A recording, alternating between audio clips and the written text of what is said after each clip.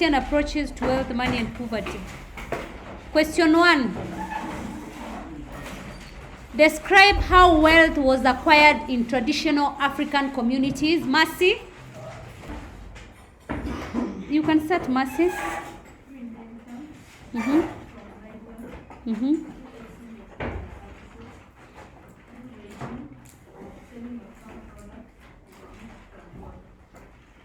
Yes, very good. There is bride price was given as a token of appreciation to the god's parents. Through barter trade, through inheritance of property from parents or from guardians or relatives, gifts were given in appreciation of talents, or gifts were given to show loyalty. Through raids or warfare, through marrying many wives, and also there is the same point as getting many children who provided labor force. Through skills like tool making, weaving, pottery, and wedging. Those with talents like medicine men, diviners, or rainmakers sold their services. Those who worked hard, for example, through clearing forests, breaking of virgin land, enriched themselves. Question B. Explain how money economy has undermined the principles of Christian living. 7 marks. Charity? People have migrated from their home.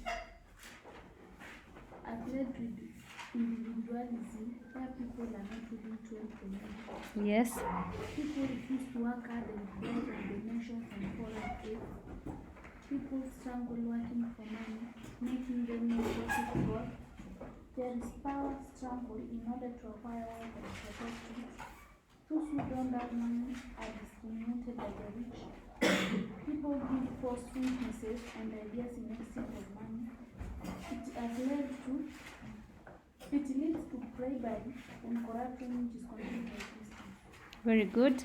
So there is use of corruption, bribery, or giving false witness, which is against the principles of Christian living. The people are discriminated against because of poverty. There is power struggle to acquire wealth, or rather riches. And also there is power struggle in order to protect your own wealth. Wage labor, has undermined the family units. People sell family land and end up living in squatters. There is rise of individualism, as she said. That is, people are also unwilling to share. There is a dependence on foreign aid, which has undermined the virtue of hard work to earn a living. She also said about it. That is, she also talked about it. Development of a class system in Africa. There is rural-urban migration leading to weaknesses in family units. She started with that. Bread price has been commercialized, thus undermining love. Struggle to acquire wealth has undermined commitment to God. Question 1C. With reference to the proper use of wealth in the Bible, state various ways in which Christians in Kenya utilize their wealth. 8 marks. Diana John. Creation of opportunity, assisting the poor to access loans and other credit facilities, giving loans to entrepreneurs to start and run business.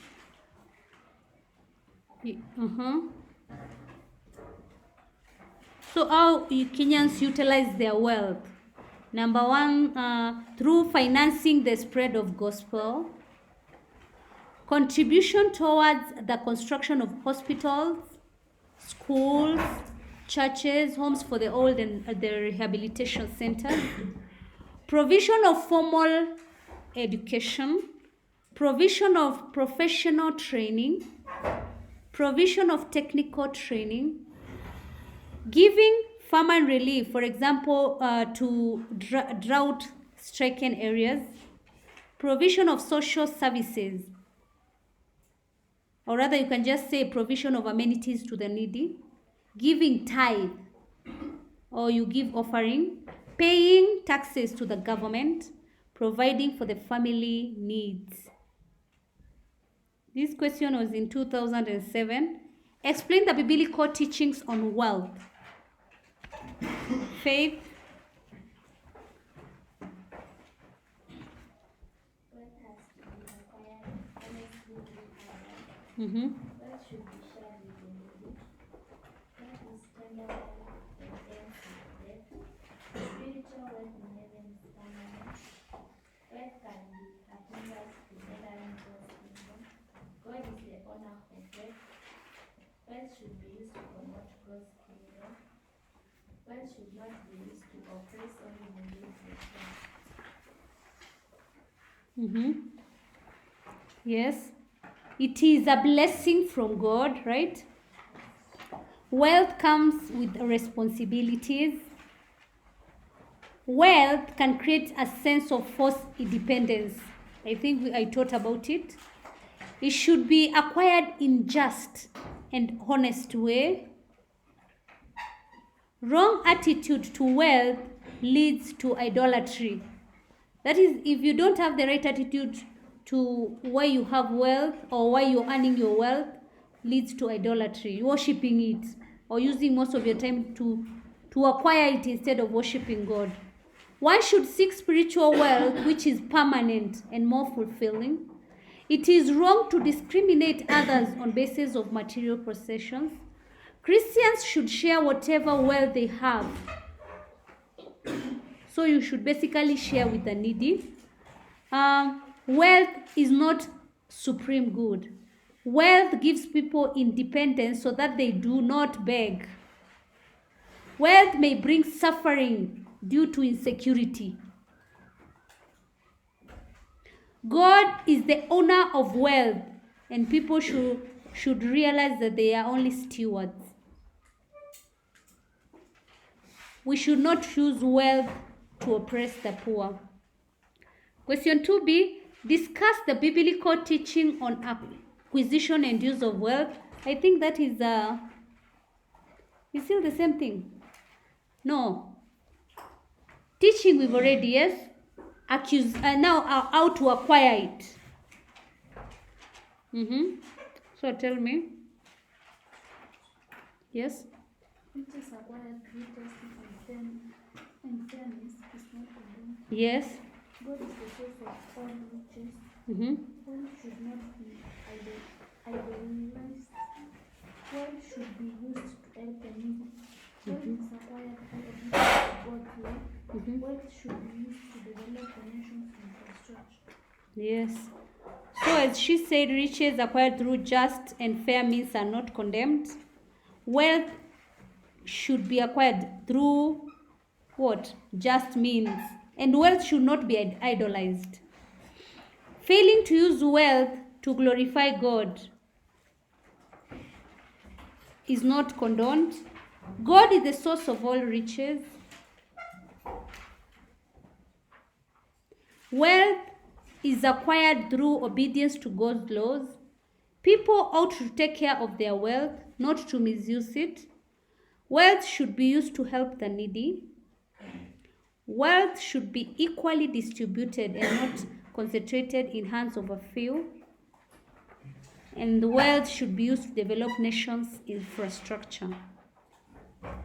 Question 2c. Explain ways in which people misuse wealth in Kenya today. Indulging in alcohol and reducing drugs. Yes, very good. Spending it on acquisition of expensive materials. Using it to give bribes for favors. Participating in dangerous games such as gambling. Indulging in immoral practices such as gambling. Using it to lure others into immoral practices such as extramarital sex. Very good. All of them are correct. So, indulging in alcohol and drugs, engaging in immoral practices, for example, prostitution or even gambling, as she said, which might lead to loss of wealth, being extravagant or luxurious, unfair class competition among the wealthy, using wealth to undermine others, for example, assassination, because you're wealthy, you can be able to get rid of people, so you assassinate them.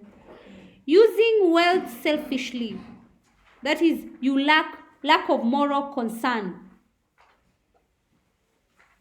Using wealth to promote crime.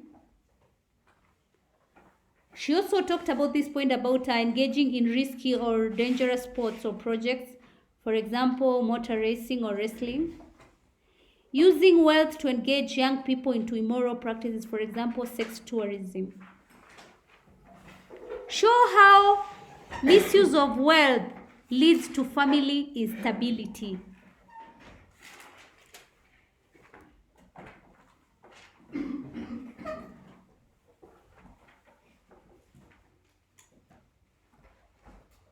Manasseh?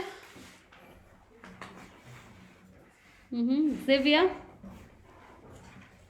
Because trade between family members, it leads to poverty, may lead to abuse of drugs, can lead to sexual immorality. Yes, very good. So, if you misuse wealth, how can it lead to the what? Disagreements in family. That is, there is no family stability. So that is what we are saying, family instability, disagreements. Number one may indulge in alcohol and drug abuse, as this said, at the expense of family needs. Engage in immorality, or rather engage in extramarital sexual relations like prostitution, which can bring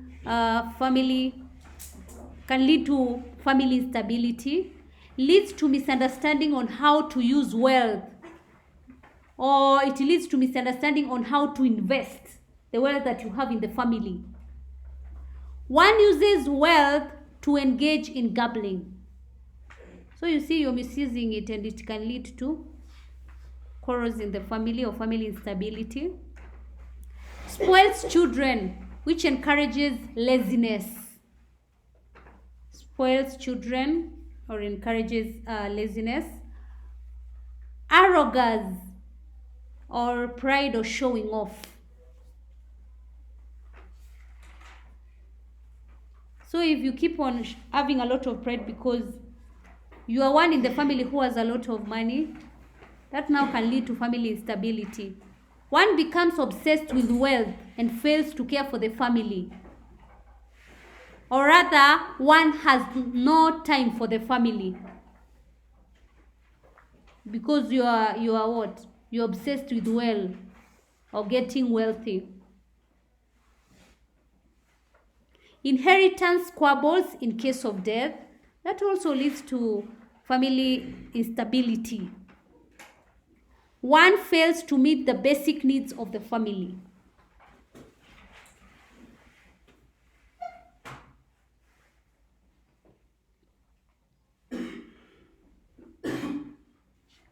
Question 3b. Give ways in which Kenya government is alleviating levels of poverty. 7 marks. Yes? Provide cheap and decent housing, Yes. ensuring equitable distribution of wealth, encourage foreign investors to come to our country by not overtaxing people, paying fair salaries to workers, promote good governance, offering free education. Very good. Offering free education for all. That is how it is alleviating levels of poverty. Because even if you do not have what? Money, you can take your child to school, and the child can also get wealthy if you're poor, and they can all alleviate the poverty. Provision of the CDF fund. There is also allocation of bursary to the needy. Provision of low-cost health services.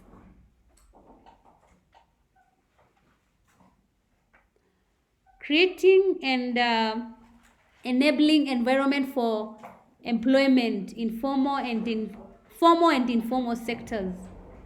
That is basically easy access to loans. Providing markets for agricultural products. And here the example is whereby you can go to sell your agricultural products, some of them in the cereals board. or the KCC, which belongs to the government. Improving infrastructure, for example, roads, electricity. Providing youth fund through the Ministry of Youth Affairs. Question 3C. State the factors that have contributed to the high levels of poverty in Kenya today. 8 marks. Florence?